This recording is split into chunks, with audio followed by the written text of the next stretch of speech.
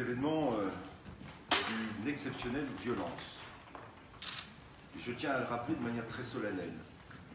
Il est rare que dans des problèmes que rencontrent les villes avec les forains, et ça arrive, il se soit passé des scènes qui ont fait la une de tous les journaux de 20 heures, qui ont conduit à ce qu'on brûle une caravane pour la lancer contre des forces de l'ordre qui étaient là simplement pour protéger la maison des Manceaux et des Mancelles, c'est-à-dire la mairie. Le deuxième point, c'est que je tiens à saluer et à remercier l'ensemble de la majorité municipale, Christophe Conil et les socialistes dans leur grande majorité, Isabelle Sévère et les Verts qui ont été présents tout au long de cette période, Sophie Moisy et les élus communistes qui ont été aussi à nos côtés dans cette période particulièrement troublée.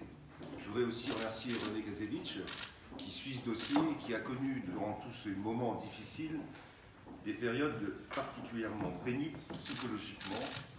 Et je voudrais aussi remercier bien sûr tout le service, que ce soit Daniel, Angélique, David, puisqu'ils ont été à nos côtés tout au long des journées, voire des nuits.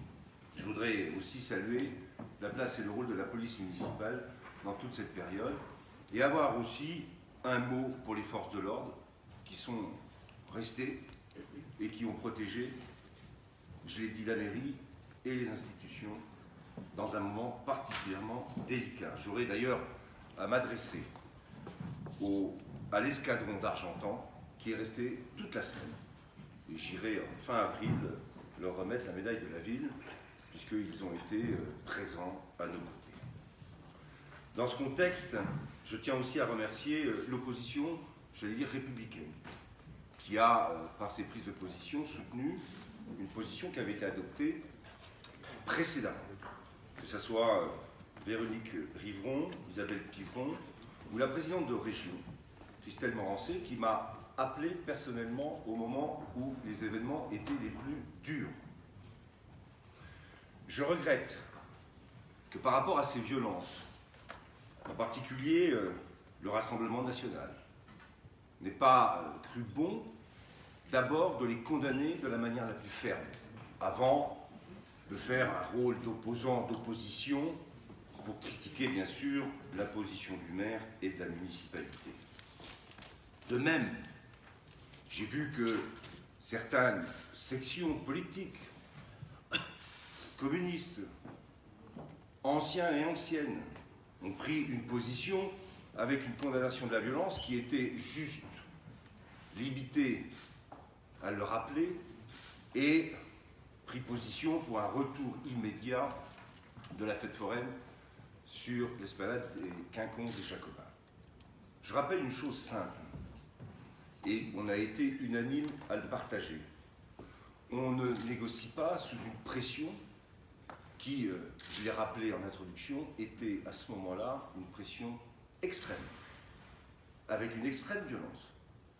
Mais quand on dit qu'il faut négocier, faut-il pour négocier avoir des interlocuteurs qui acceptent de bouger? Et la négociation pour eux était très simple, c'est on revient aux Jacobins et après on négocie.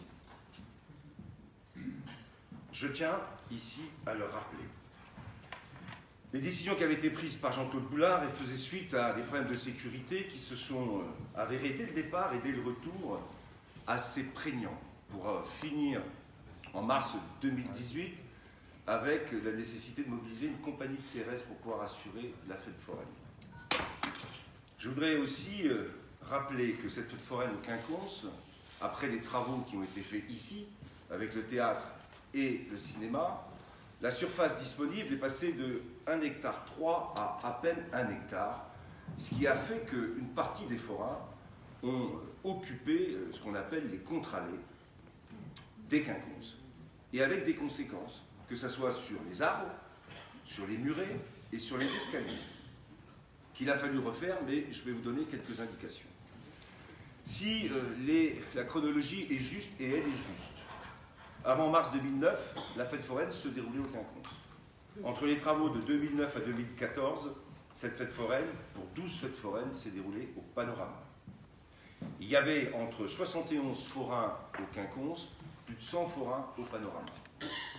Juste pour rappeler d'ailleurs que le panorama attire plus de forains que les quinconces et permet à plus de forains d'avoir une activité pendant les fêtes.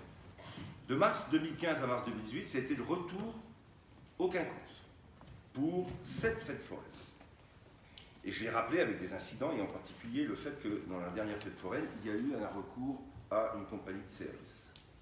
Et puis, après la décision de Jean-Claude Boulard, il y a eu à nouveau le retour au panorama en novembre 2018, et ce sont près de 108 forains qui étaient présents pour 120 manèges, métiers et attractions. Beaucoup plus que ce que nous avons au Jacobin. Je voudrais simplement rappeler qu'à chaque fois qu'on bouge une fête, ce sont des investissements extrêmement lourds pour la collectivité. Puisque dans la première période 2009-2014, c'est près d'1 240 000 € qui ont été investis pour refaire le panorama, pour adapter les parkings, pour louer les parkings, pour les travaux de voirie, d'assainissement. Le retour au quinconce a nécessité aussi près d'1 129 000 € d'investissement. Et avec dans ces investissements des réparations sur les escaliers pour près de 80 000 €, sur la réparation du mobilier, bancs et corbeilles pour près de 40 000 €, sur la reconstruction de l'escalier en 2017 et la replantation des arbres pour 60 000 €.